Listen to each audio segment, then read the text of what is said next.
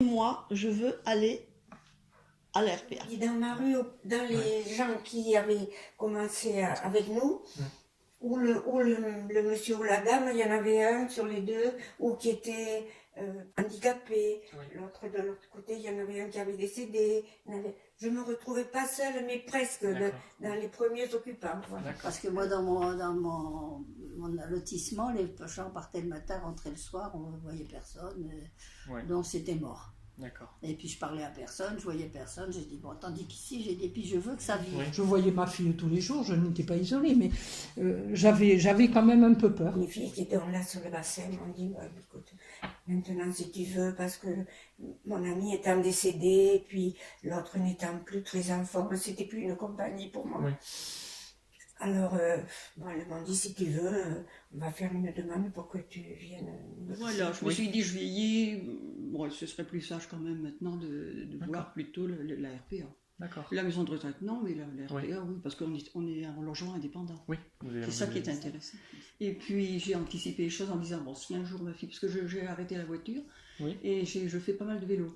D'accord. Et j'ai dit, si un jour je ne peux plus faire de vélo, là, je serais peut-être bloquée. Je savais pas comment c'était, mais pour moi, je voulais quelque chose de petit. Je sais pas pourquoi, et puis le lieu me plaisait. J'aurais pu m'acheter largement avec l'argent de ma maison, j'aurais pu m'acheter un petit logement. Mais je dis, bon, j'en avais marre de m'occuper de tout. J'en avais marre. Vous savez, quand on est propriétaire, enfin bon, il faut toujours... là, j'avais envie de tout... De rester tranquille, quoi. De plus m'occuper de rien, de vivre tranquille. J'en avais marre de peindre, de tapisser, de faire du mortier. Je voulais venir ici. Parce que quand on est vieux, il ne faut pas avoir trop de travail.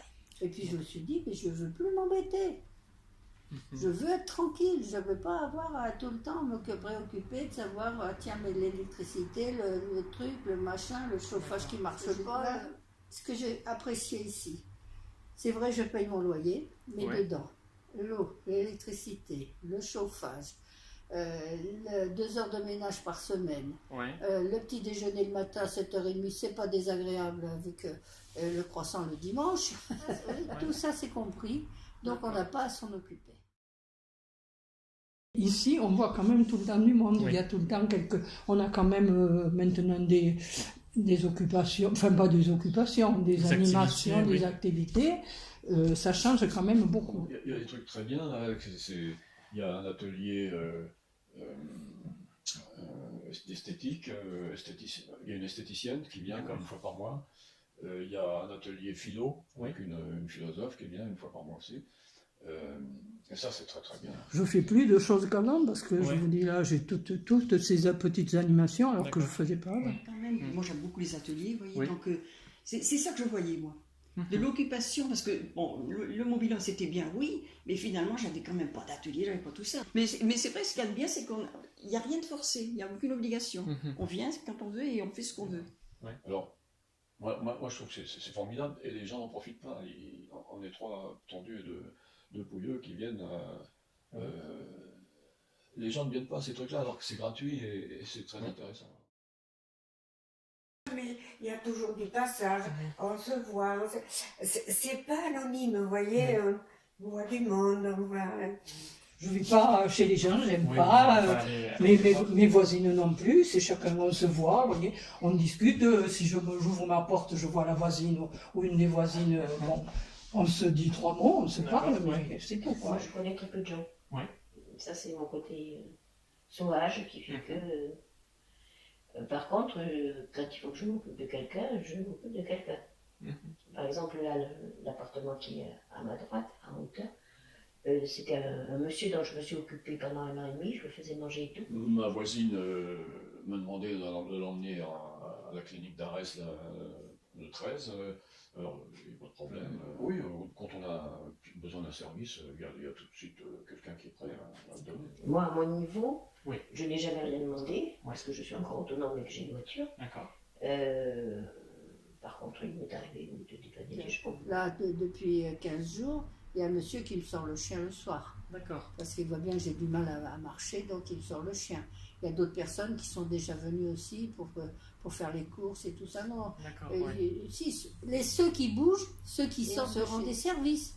Je vous dis, bon, moi je fais ce que je peux, je leur fais leur déclaration d'impôt. C'est peut-être pas marrant, mais enfin pour eux, ça les arrange quand même. Je trouve qu'on a notre rôle à jouer entre nous, de savoir, quand on a encore bien, de pouvoir aider l'un ou l'autre. Moi j'ai ramassé un monsieur qui était tombé, je sais pas, 8h30 du soir. Celle-là, la voisine qui habite là à côté, je prends le sud-ouest tous les jours et je lui passe le sud-ouest. Il m'est arrivé, je lui mets, quand le soir je lui mets à sa porte, vous voyez, je ne rentre pas, non. Et puis un matin, je descends chercher mon journal et je vois le journal encore à sa porte. Alors ça m'a inquiété.